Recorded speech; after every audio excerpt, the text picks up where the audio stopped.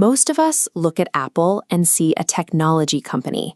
We see the phones on our pockets and the laptops on our desks and assume that's the business. But it isn't. Apple has a reputation for building the best premium hardware on the market. Their phones are fast, their watches are seamless, and their laptops set the standard. But that's what's happening on the surface. But the surface is the distraction. Like every other company in this series, the hardware is a front for a business model that most people never see clearly. I want to figure this out with you.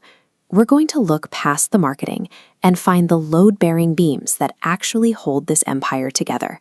We're going to see what Apple is really selling. If you only look at the shiny exterior of a product, you miss the invisible architecture that controls your choices. You're navigating a map you didn't draw. The entry point to Apple's system isn't technical. It's psychological. Apple's most powerful product is identity. Steve Jobs engineered this from the beginning. Early Apple ads didn't lead with computer specs. They led with rebellion. They told you that by owning an Apple, you were a misfit, a rebel, or a visionary. Today, that tribe is more subtle, but just as strong. Carrying an iPhone signals that you are creative, modern, and successful. It creates a social divide where people are categorized as Apple users or Android people. This creates massive economic leverage. A processor becomes obsolete in a year, but human identity lasts for decades. You keep replacing your iPhone because each new one reaffirms who you are. Identity is the bait. It's the reason people happily pay a premium to walk through a door, rarely noticing that the door is designed to lock behind them. The snare is the ecosystem lock-in.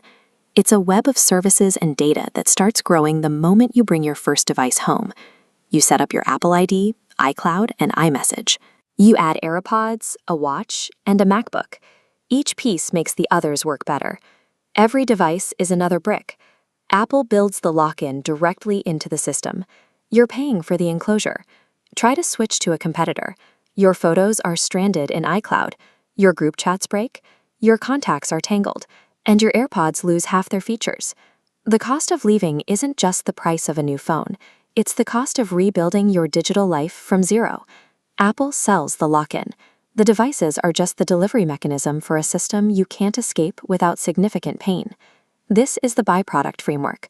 Modern empires use a surface product to build something much larger and more permanent underneath. Amazon used a bookstore to build the logistics and cloud infrastructure that now runs a massive portion of the internet. Selling books provided the reason to build the system that became the real business. Tesla uses electric cars as the surface to collect the data they need to build an AI vision empire. The car is the sensor for the real product. Apple's byproduct is different because it's personal. While Amazon and Tesla build impersonal infrastructure, Apple's byproduct is you. Your habits, your social connections, and your sense of self. The ultimate win for these companies isn't just taking your money. It's capturing your defaults so thoroughly that you stop making choices. You just exist inside the system they designed. Let's turn the lens away from Apple and look at the systems running in your own life.